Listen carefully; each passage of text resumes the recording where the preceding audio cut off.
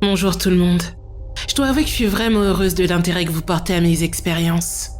Je vais essayer de vous en raconter autant que possible, et en plus, celles de mes collègues et amis. Ensuite, j'essaierai d'obtenir des réponses à certaines questions que j'ai pour mes supérieurs.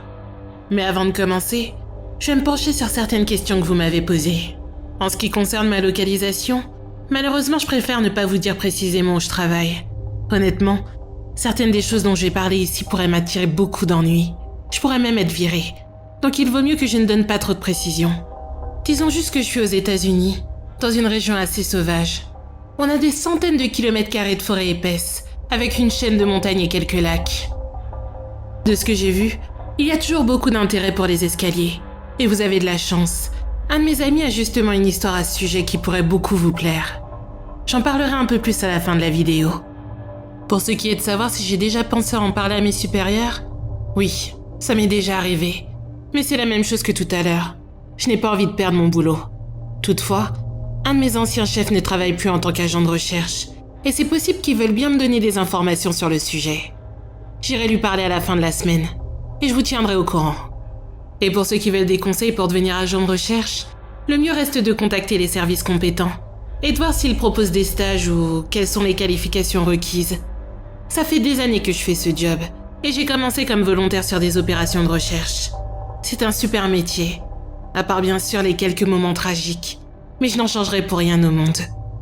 Bon allez, passons aux histoires. La première m'est arrivée lors d'une de mes toutes premières affaires, alors que je découvrais encore un peu toutes les facettes du métier. Avant de faire ce job, j'étais volontaire, donc je savais un peu à quoi m'attendre. Mais en tant que tel, je me contentais de chercher les personnes disparues une fois qu'un vétéran avait trouvé leurs traces. En tant qu'agent de recherche agréé, les affaires se sont diversifiées, allant de simples morsures d'animaux aux crises cardiaques. Ce jour-là, on nous avait appelés tôt dans la matinée. C'était pour un jeune couple qui s'était aventuré sur un chemin près d'un des lacs de la région. Le mari était complètement hystérique et on avait eu du mal à comprendre ce qui se passait. On entendait la femme crier un peu plus loin et elle nous suppliait de la rejoindre au plus vite. Lorsqu'on est arrivé, on a vu le mari qui tenait sa femme dans ses bras et elle qui tenait quelque chose dans les siens. Elle poussait des hurlements horribles, presque comme un animal, et elle pleurait. Le mari nous a aperçus et nous a crié de les aider et de faire venir une ambulance. Sauf qu'évidemment, une ambulance ne peut pas rouler sur ce genre de sentier. Donc on lui a demandé si sa femme pouvait marcher toute seule. Il était toujours hystérique, mais il a réussi à nous dire que ce n'était pas sa femme qui avait besoin d'aide. Je me suis approchée d'elle pendant qu'un vétéran essayait de le calmer et je lui ai demandé ce qui se passait. Mais elle a continué à se balancer d'avant en arrière, en serrant plus fort ce qu'elle avait dans les bras et en criant encore et encore. Je me suis accroupie et j'ai constaté que ce qu'elle tenait était couvert de sang. Et c'est à ce moment-là que j'ai remarqué le porte-bébé. Mon cœur s'est immédiatement noué. Je lui ai demandé de m'expliquer ce qu'il y avait et j'ai essayé de lui faire ouvrir les bras en douceur pour voir si je pouvais aider. Mais son bébé était clairement mort. Sa tête était enfoncée sur un côté et il était couvert d'égratignures. J'avais déjà vu des cadavres auparavant, mais ça m'a vraiment choquée. Il m'a fallu un instant pour reprendre mon sang-froid et aller chercher un des vétérans qui attendait. Je lui ai dit qu'il s'agissait d'un enfant et il m'a gentiment touché l'épaule en me disant qu'il allait s'en occuper. Ça nous a pris plus d'1 heure pour que cette femme nous laisse voir son enfant. À chaque fois qu'on essayait de lui prendre, elle paniquait et nous disait qu'on ne pouvait pas la voir, qu'il irait bien si on la laissait s'en occuper seule. Mais finalement, un de nos vétérans est parvenu à la calmer et elle nous a donné le corps. On l'a ramenée à l'infirmerie, mais lorsque les médecins sont arrivés, ils nous ont dit qu'il n'y avait jamais eu la moindre chance de le sauver. Il était mort sur le coup, d'un traumatisme crânien. J'étais amie avec une des infirmières qui les a accueillis à l'hôpital et elle m'a expliqué plus en détail ce qui s'était passé. Apparemment, le couple avait l'enfant dans le porte-bébé et il s'était arrêté parce qu'il s'agitait. Le père l'avait alors pris dans ses bras pendant qu'il observait une petite ravine près du chemin et la mère a voulu les rejoindre. Mais au même moment, elle a marché sur une parcelle de sol friable avant de déraper. Elle s'est rattrapée à son mari qui a lâché leur enfant à cause du choc. Et ce dernier a fait une chute de 6 mètres et est tombé sur les rochers au fond de la ravine. Le père est descendu le chercher, mais l'enfant qui était tombé tête la première était déjà mort. Il n'avait que 15 mois. C'était vraiment un malencontreux accident. Une série d'événements qui ont conduit au pire scénario. Et pour moi aussi, ça a été très traumatisant. Honnêtement, je ne sais pas comment j'ai pu oublier l'histoire qui suit. Mais c'est de loin la chose la plus effrayante qui me soit arrivée. Je suppose que j'ai essayé de l'oublier pendant tellement longtemps qu'elle ne m'est pas venue à l'esprit tout de suite. Quand on passe littéralement tout son temps dans les bois, la première chose à éviter c'est de laisser l'idée de se retrouver seul ou celle d'être au milieu de nulle part nous effrayer. C'est pourquoi quand ça nous arrive, on a tendance à tout faire pour oublier et passer à autre chose. À ce jour, c'est le seul événement qui m'a poussé à sérieusement me demander si j'étais faite pour ce boulot. Je n'aime pas trop en parler, mais je vais faire de mon mieux pour m'en souvenir. Tout s'est déroulé à la fin du printemps. C'était un cas de disparition d'enfant typique. Une fille de 4 ans qui s'est aventurée au-delà du campement familial et qui n'était pas revenue depuis 2 heures. Les parents étaient totalement abattus et nous avaient dit ce que la plupart disent. Mon enfant n'irait jamais se perdre, elle est si sage, elle n'a jamais rien fait de semblable auparavant. Comme toujours, on a promis aux parents de faire tout ce qu'on pouvait pour la retrouver. Et on s'est déployé en formation de recherche classique. Pour cette recherche, j'étais en duo avec un bon ami et on discutait de tout et de rien en cherchant.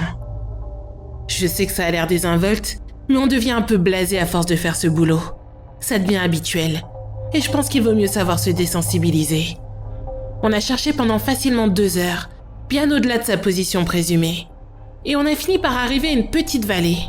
Mais à ce moment-là, quelque chose nous a fait tous les deux nous arrêter au même moment.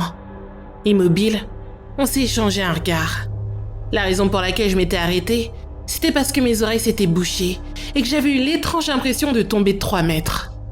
Je m'apprêtais à demander à mon ami s'il avait ressenti la même chose, mais je n'ai pas eu le temps d'articuler la moindre chose qu'on a entendu le bruit le plus fort que je n'avais jamais entendu. C'était presque comme si un train de marchandises nous passait dessus, mais ça venait de partout à la fois, y compris d'au-dessus et d'en dessous. Mon ami a essayé de me crier quelque chose, mais je n'ai rien compris à cause du bruit assourdissant. Effrayés, on a regardé autour de nous pour trouver la source du bruit, mais aucun de nous ne voyait quoi que ce soit.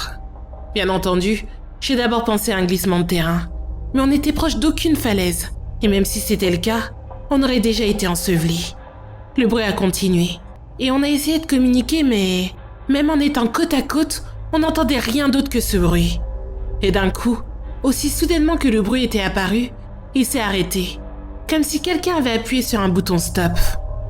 On est resté là un instant, parfaitement immobile, et progressivement les bruits normaux de la forêt sont revenus.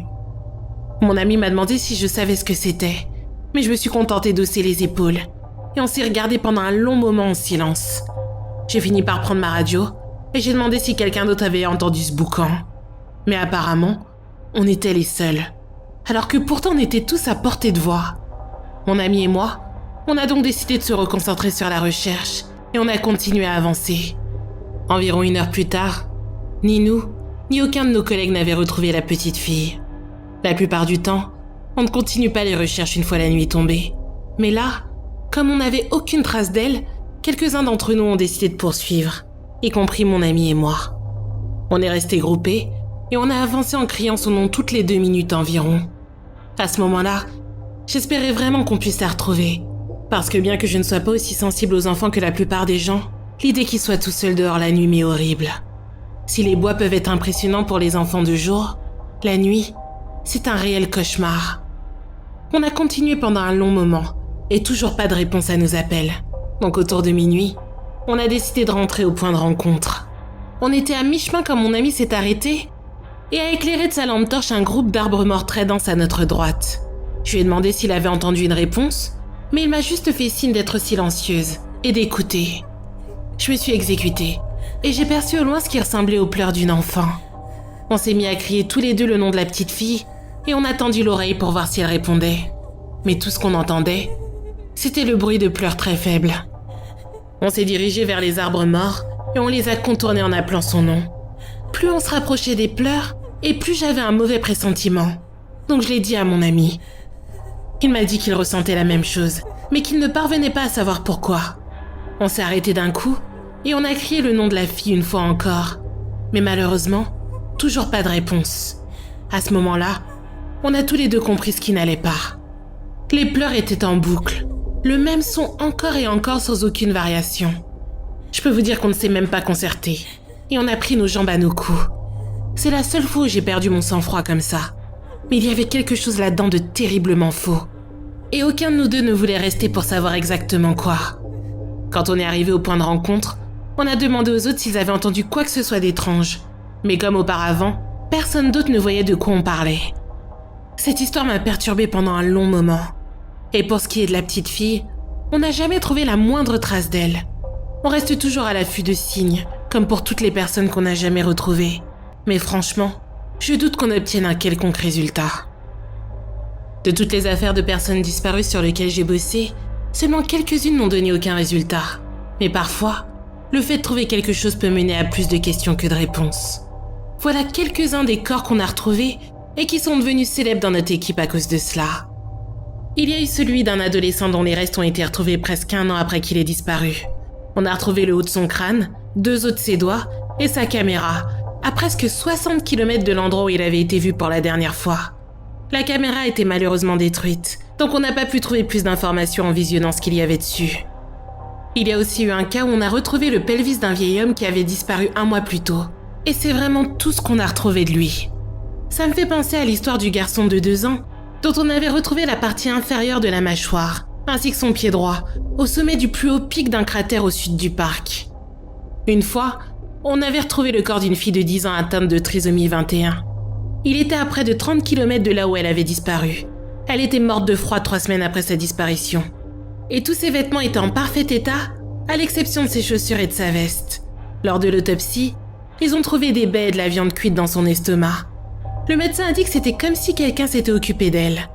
Il n'y a jamais eu aucun suspect identifié. Cette histoire est assez similaire à la suivante. On a retrouvé le corps gelé d'un bébé de 1 an, 1 semaine après qu'il ait disparu. Il était dans le tronc creux d'un arbre, à 15 km de l'endroit où il avait été vu pour la dernière fois. Il avait du lait frais dans son estomac, mais sa langue avait disparu. Et enfin, je me souviens qu'on a retrouvé une simple vertèbre et le genou droit d'une petite fille de 3 ans.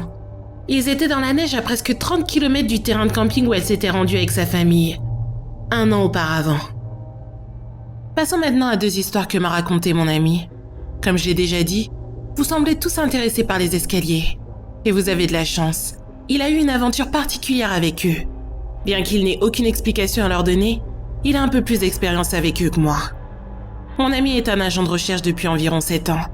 Il a commencé pendant son année de licence et il lui est arrivé la même chose qu'à moi la première fois qu'il a rencontré ces escaliers. Son tuteur lui a tenu à peu près le même discours que le mien, c'est-à-dire de ne jamais s'en approcher, ni de les toucher ou de les monter. Pendant sa première année, c'est ce qu'il a fait. Mais apparemment sa curiosité a fini par l'emporter. Et lors d'un appel, il s'est éloigné du groupe pour aller en voir un. Il m'a dit qu'il était à environ une quinzaine de kilomètres du chemin d'où une jeune fille avait disparu et que les chiens suivaient une piste. Il était seul à la traîne derrière le groupe lorsqu'il a aperçu un escalier sur sa gauche. Il avait l'air de venir d'une maison neuve parce que la moquette était blanche et immaculée. Il m'a dit qu'à mesure qu'il s'en approchait, il ne se sentait pas différent et il n'entendait pas de bruit bizarre. Alors que pourtant, il s'attendait à quelque chose comme saigner des oreilles ou s'évanouir. Mais il est parvenu à arriver jusqu'à côté d'eux sans rien ressentir. La seule chose d'étrange, m'a-t-il dit, était qu'il n'y avait absolument aucun débris dessus. Pas de terre, pas de feuilles ou de poussière. Et il ne semblait pas y avoir le moindre signe d'animaux ou d'insectes présents aux alentours, ce qu'il a trouvé totalement anormal. Ce n'était pas comme si la faune évitait l'endroit, mais plutôt comme si l'escalier se trouvait dans un coin désert de la forêt. Il l'a touché et n'a rien ressenti, à part cette sensation particulière de la moquette neuve. En s'assurant que sa radio fonctionnait, il a doucement commencé à monter les marches. Il m'a dit que c'était terrifiant, à cause de tout ce qu'il avait entendu dessus. Il ne savait vraiment pas à quoi s'attendre. En blaguant, il m'a dit qu'il s'attendait soit à être téléporté dans une autre dimension, soit à ce qu'un ovni apparaisse. Mais il est arrivé au sommet sans que rien de tout cela ne se passe. Et il est resté là, à regarder autour de lui. Cependant, il m'a dit que plus il y restait, et plus il avait cette sensation de faire quelque chose de vraiment très mal. Il m'a décrit ce sentiment comme celui qu'on aurait en étant dans un bâtiment du gouvernement sans y avoir le droit. Comme si quelqu'un allait venir pour l'arrêter ou lui tirer dans la nuque à tout moment. Il a essayé de ne pas y penser, mais la sensation ne cessait de devenir plus forte. Et c'est alors qu'il a réalisé qu'il ne pouvait plus rien entendre. Les bruits de la forêt avaient disparu, et il ne pouvait même plus entendre sa propre respiration. C'était comme une espèce d'acouphène bizarre et horrible. mais plus oppressant encore. Il en est descendu et est parti rejoindre le groupe sans en parler à personne. Mais d'après lui, il ne savait pas que le plus étrange restait à venir. À la fin de la journée, une fois de retour au centre d'accueil, son tuteur l'attendait et il l'a accosté avant que mon ami ne puisse s'éclipser. Son tuteur avait l'air très en colère. Alors, il lui a demandé ce qui n'allait pas. Le tuteur lui a répondu « Tu les as montés, n'est-ce pas ?» Mon ami m'a dit que ce n'était pas formulé comme une question. Il a demandé à son tuteur comment il le savait et ce dernier s'est contenté de secouer la tête et de répondre qu'il le savait parce qu'on n'avait pas retrouvé la fille et que les chiens avaient soudainement perdu sa trace. Mon ami lui a demandé où était le rapport, puis son tuteur lui a demandé combien de temps il était resté sur l'escalier et mon ami lui a répondu que ça n'avait pas dépassé 1 minute. Le tuteur lui a lancé un regard noir, presque méchant, et il lui a dit que s'il remontait un jour sur un des escaliers, il serait viré immédiatement. Après ça, mon ami a participé à beaucoup d'affaires de disparition où il n'y avait aucune trace des victimes. Il a dit que le plus souvent, si la personne n'est pas retrouvée sur le champ, soit elle n'est jamais retrouvée, soit elle l'est des semaines voire des mois plus tard, dans des endroits qu'elle n'aurait jamais pu atteindre seule. Une autre histoire qu'il m'a racontée est sortie du lot. Elle était au sujet d'un garçon de 5 ans avec un sérieux handicap mental. Le petit garçon avait disparu d'une aire de pique-nique vers la fin de l'automne. En plus de ses troubles mentaux, il était également handicapé physiquement. Et ses parents n'ont pas arrêté d'expliquer qu'il était tout simplement impossible qu'il ait pu disparaître comme ça. Mon ami a dit qu'ils ont fouillé les bois pendant des semaines pour le retrouver, bien au-delà de la zone de recherche standard. Mais c'était comme s'il n'avait jamais été là. Les chiens n'ont jamais eu la moindre piste, pas même dans l'aire de pique-nique d'où il s'était apparemment évaporé. On a suspecté les parents, mais il était assez évident qu'ils étaient complètement dévastés et qu'ils n'avaient rien fait de mal à leur enfant. Les recherches ont pris fin environ 1 mois plus tard, et mon ami m'a dit que tout le monde avait oublié cette histoire à la fin de l'hiver. Un jour, il était sorti pour une opération d'entraînement dans la neige sur l'un des plus hauts pics, lorsqu'il est tombé sur quelque chose d'étrange. Il a dit qu'il l'avait d'abord aperçu de loin, et qu'il a réalisé en s'approchant qu'il s'agissait d'une chemise, congelée, et à moitié enfouie dans la poudreuse. Il a compris qu'elle appartenait à l'enfant disparu grâce à ses motifs particuliers. Il a retrouvé le corps sans vie de la victime 20 mètres plus loin, partiellement enterré dans la neige. Mon ami m'a dit que la mort ne pouvait pas remonter à plus de quelques jours, bien qu'il ait disparu depuis presque 3 mois. L'enfant était lové autour de quelque chose, et lorsque mon ami a essuyé la neige pour voir ce que c'était, il n'a presque pas pu en croire ses yeux. C'était un gros morceau de glace qui avait été sculpté de manière à ressembler à une personne. L'enfant le tenait si fort qu'il avait des enjures sur la poitrine et les mains. Et ces enjures étaient visibles malgré le début de la décomposition. Il a appelé par radio le reste de l'équipe et ils ont descendu le corps de la montagne. En bref, il m'a expliqué que cet enfant ne pouvait pas avoir survécu pendant 3 mois tout seul et qu'il n'avait pas pu atterrir sur ce pic. C'était physiquement impossible qu'il ait pu marcher sur 75 km et s'être retrouvé au sommet de cette fichue montagne. Pour couronner le tout, il n'avait rien dans l'estomac, ni dans son côlon. Rien, pas même de l'eau. D'après mon ami, c'était comme si on l'avait enlevé de la surface du globe, laissé en suspens, puis qu'on l'avait lâché sur cette montagne 3 mois plus tard, condamné à mourir de froid. La dernière de ces histoires que je vais vous partager a eu lieu assez récemment, il y a quelques mois. Son équipe était sortie à la recherche de pumas, parce qu'ils avaient reçu de nombreux signalements. Une de nos tâches régulières est de sillonner les zones où ces animaux ont été vus pour vérifier s'ils y sont effectivement. Et le cas échéant, prévenir les gens et fermer l'accès à ces chemins. Il était seul dans une partie du parc à la végétation particulièrement dense, au crépuscule. Et à ce moment-là, il a entendu ce qui ressemblait à un cri de femme au loin.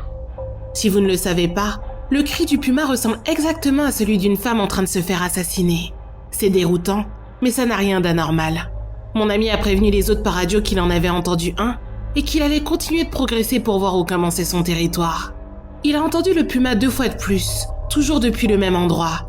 Et grâce à ça, il en a déduit l'étendue approximative du territoire. Il s'apprêtait à rentrer lorsqu'il a entendu un autre cri, cette fois à seulement quelques mètres de lui. Bien sûr, il a paniqué et il a pressé le pas. Comme tout le monde, il n'avait aucune envie de se retrouver face à un fichu puma pour être mis en pièces. Tandis qu'il revenait sur le chemin, il a remarqué que le cri le suivait. Alors il s'est mis immédiatement à courir. Lorsqu'il s'est retrouvé à environ 1 kilomètre de la base, les cris se sont arrêtés et mon ami s'est retourné pour voir ce qui le suivait. Il faisait presque nuit à ce moment-là, mais il m'a dit qu'au loin, juste avant que le chemin ne bifurque, il a pu apercevoir ce qui ressemblait à une silhouette masculine. Il l'a appelé pour l'avertir que les sentiers étaient fermés et qu'il fallait qu'il revienne au centre d'accueil. La silhouette n'a pas bougé, et mon ami a décidé de doucement s'en approcher. Lorsqu'il n'était plus qu'à une dizaine de mètres, la silhouette a fait tel qu'il me l'a décrit, à pas d'une longueur impossible vers lui, et a poussé le même cri qu'il avait entendu plus tôt. Mon ami n'a rien dit et a juste fait volte-face pour foncer vers la base, sans regarder en arrière. Lorsqu'il est arrivé, il a entendu un nouveau cri s'élever des bois. Il n'en a parlé à personne d'autre et s'est contenté de dire qu'il y avait un puma dans les environs et qu'il fallait fermer les chemins jusqu'à ce que l'animal soit retrouvé et déplacé.